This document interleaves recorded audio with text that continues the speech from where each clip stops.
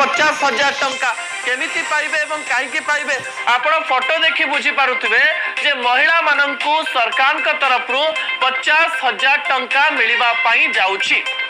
तथ्य जेतेबेले आलोचना को आसुची सेतेबेले अनेक लोक आमको मध्य प्रश्न करिछन जे 50,000 टंका केबे ठारू मिलिबो केमिति मिलिबो को प्रकार रे मिलिबो केमति आवेदन करबा पई पड़िबो एवं या को नै कोन रहिछि क्राइटेरिया मु ए वीडियो माध्यम रे संपूर्ण विवरणी जणाइबी।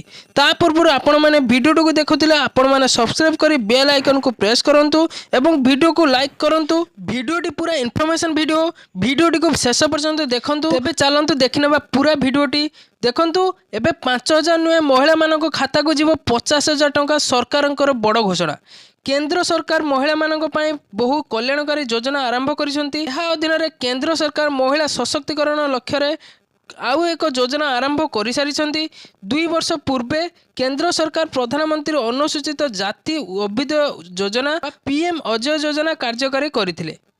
यह प्रधानमंत्री अजय योजना भाव में जनाशुना। पछुआ श्रेणीर महिला मानक साहाय्य करने लक्ष्य यह योजना 2021-22 कार्यकारी करा जायछि।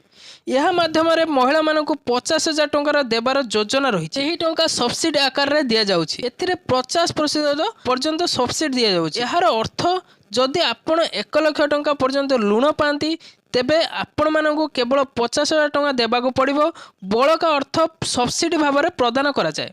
अवशिष्ट 50,000 टंका ऊपर कौन सुध नहीं। यही योजना रे सर्वाधिक आय सीमा नहीं तो वार्षिक आय आपणकर 2,50,000 टंका थिबा दरकार बा ताठारु कम होइतबा दरकार। यह योजना माध्यम अनुसूचित जाति हिताधिकारी माने कृषि उद्यान कृषि पशुपालन मत्स्य चाष खाद्य प्रक्रियाकरण एवं हस्ततंत्र इत्यादि रे नियुक्ति पाइपर। आग्रही व्यक्ति माने जनसेवा केंद्र बा मो सेवा केंद्र जाई परिदर्शन करेंगे एवं यही योजना को एप्लाय मध्य करें एवं लाभ मध्य पाइपर।